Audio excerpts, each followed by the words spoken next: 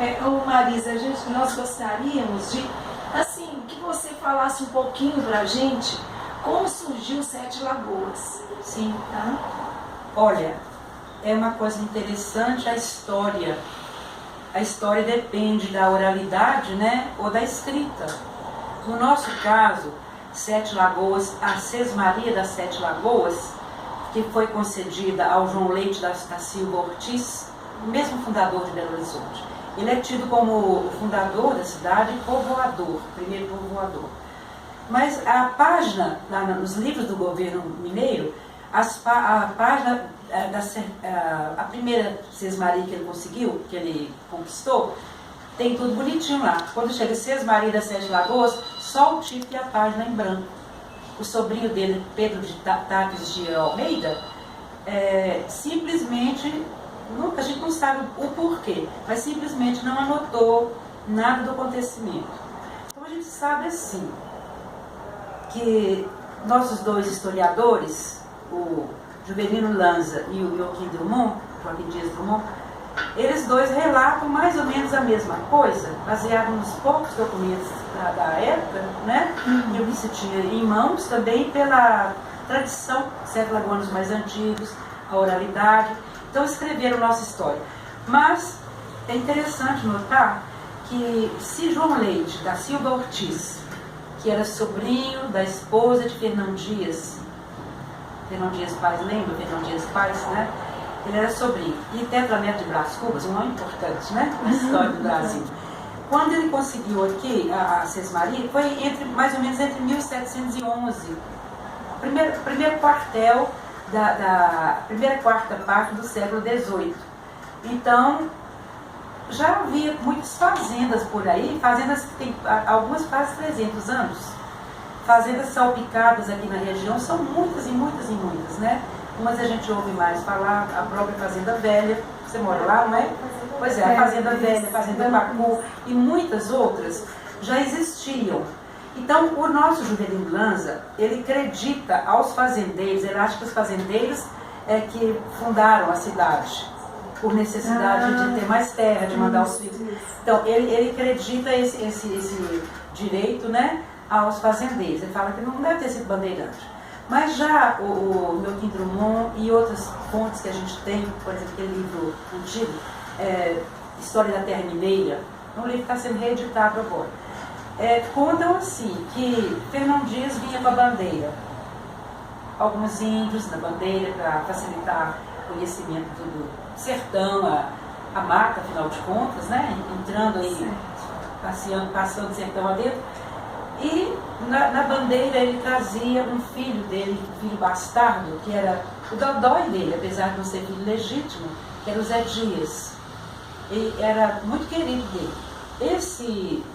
Esse Zé Dias, em dado momento, Fernão Dias já tinha perdido a saúde e era um velho aos 60 anos, ele estava um velhinho já, né?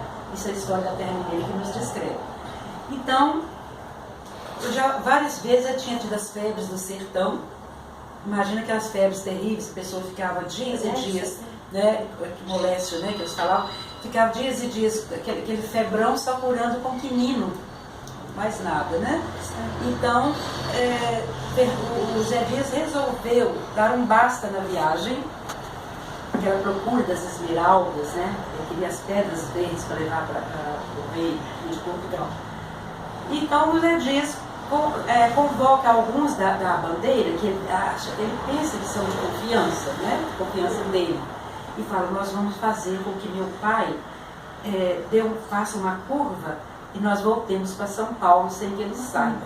Afinal, ele já mandou dois da expedição, dois da bandeira já foram para São Paulo buscar dinheiro e víveres, que nós temos passado muita falta, plantavam, colhiam, seguiam o caminho, plantavam, colhiam, seguiam outra vez.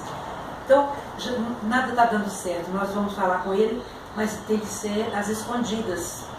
E esse povo que não tinha bússola, a bandeira bateu para cá, vamos para cá, né? A gente estuda isso quando criança e para que lado, o lado que a bandeira deu, lá vamos nós. Então, ele convenceu esses colegas, que ele fez uma reunião com eles para dizer que estava tudo muito bem, E sem que o Fernão Dias percebesse, eles iam fazer um giro de volta. Mas uma índia que precisava de ter a liberdade, né, estava ali, era escrava da bandeira, né, estava sem a liberdade, foi tolhida. Ela contou para ganhar a liberdade, a troco da liberdade dela, ela contou ao Fernão Dias, tem um traidor na bandeira que quer fazer a bandeira voltar e tal, contou tudo e ele falou, ele teria dito, né, que seja quem for vai morrer, então o traidor vai morrer, e todos que estão com ele vão mandar não exterminar, mas deixar que volte para onde quiser, mas saem da bandeira, não fazem mais parte.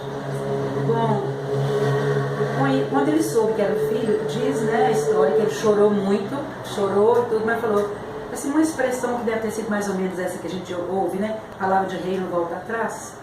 Então, aqui onde é IP amarelo, vocês já ouviram falar, né, aquele balneário, o IP amarelo marca, lá tem até uma pedra grande de ardósia com os escritos, Caminho dos Bandeirantes, quem está lá, eu fui com a minha mãe, quem está lá hospedado e pode andar e tudo, de manhã faz um passeio, é o Caminho dos Bandeirantes.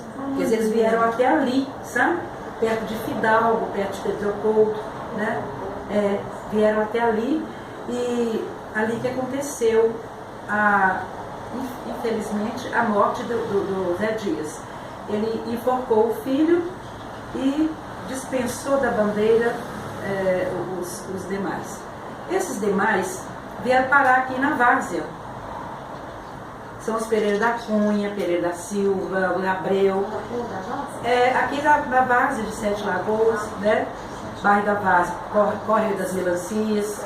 Eles vieram desligados da bandeira, vieram parar por ali e começaram aí o arraial.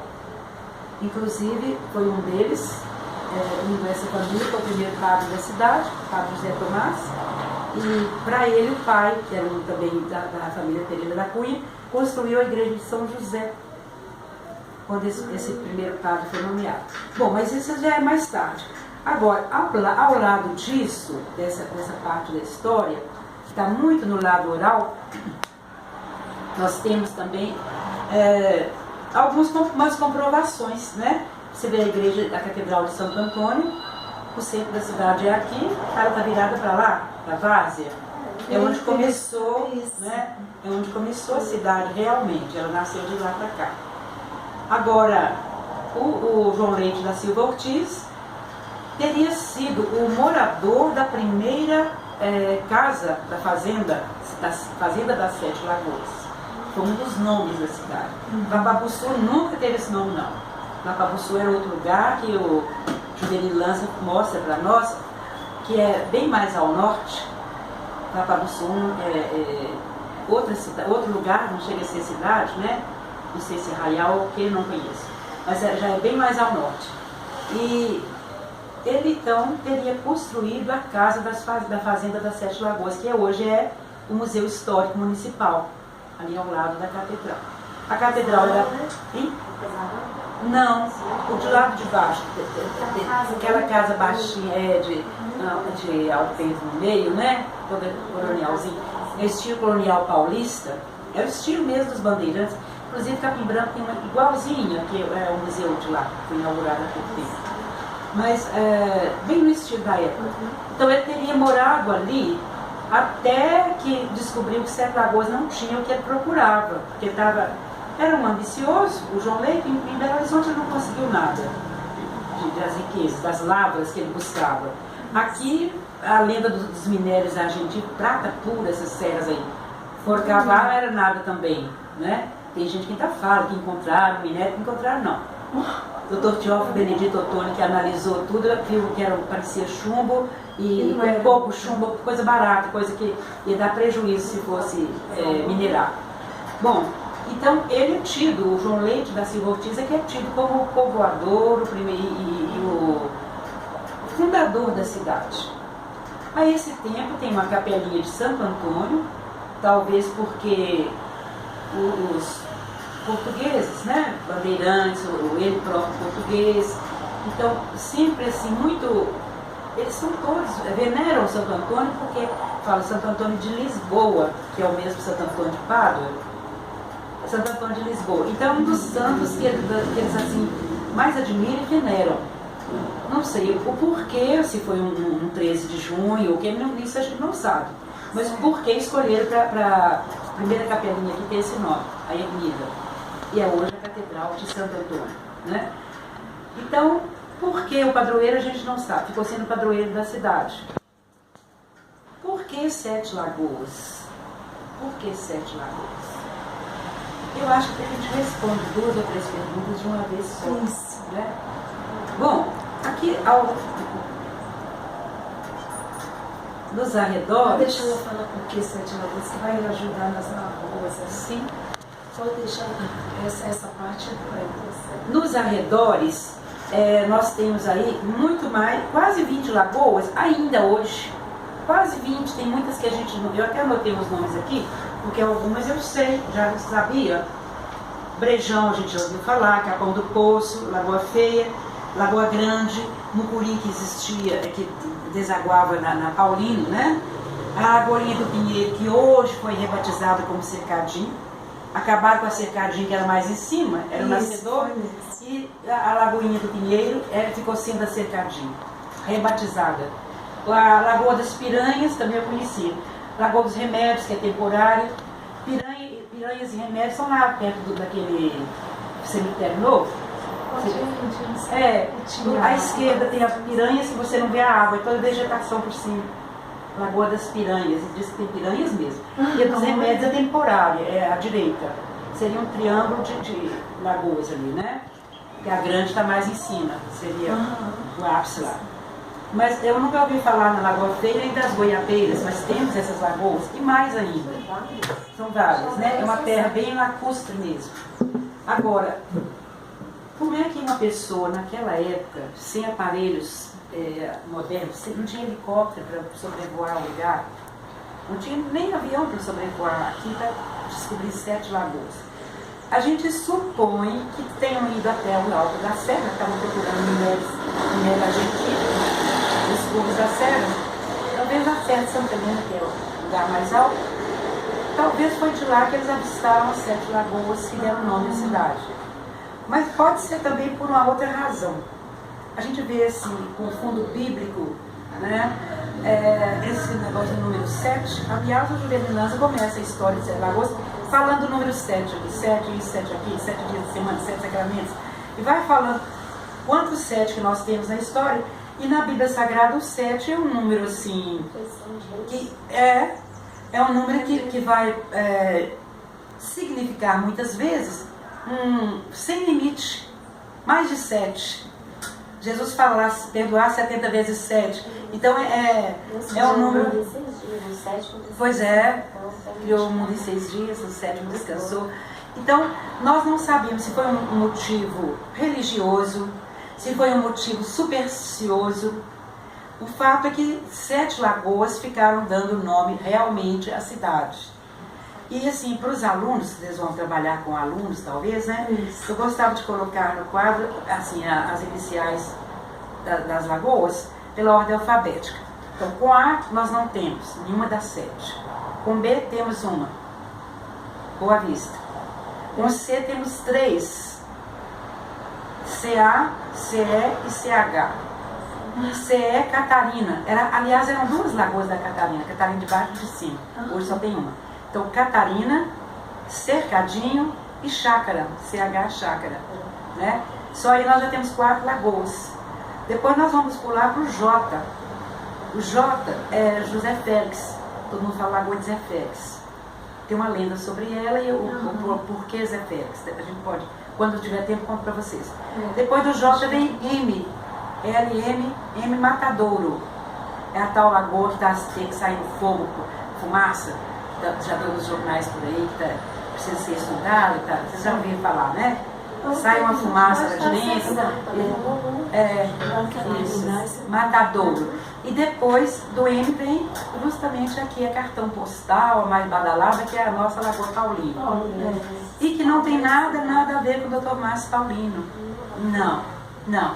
Quando o Dr. Márcio chegou aqui, aquela grande figura, aquele homem de Deus, né? Aquele médico maravilhoso, Márcio Prates Ferreira Paulino. Quando ele chegou, ela já se chamava Paulino, mas Lagoa do Paulino. E tem uma lenda em torno, não sei se dá tempo para a gente falar para vocês. Não sei quantos minutos que...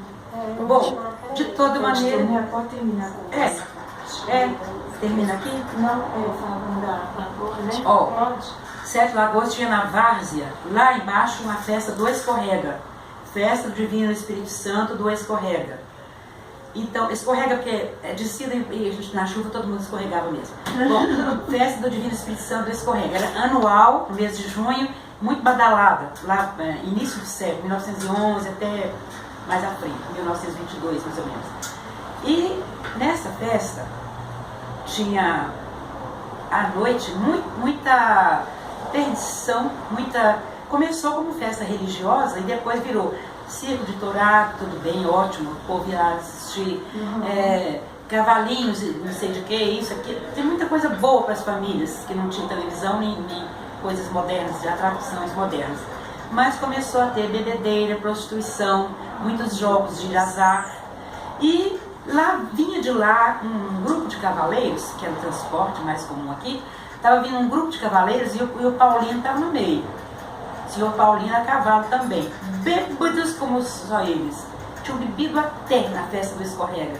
Quando eles chegaram aqui, né, à beira da lagoa, a lua estava linda dentro da lagoa, brilhando aquela luona, né?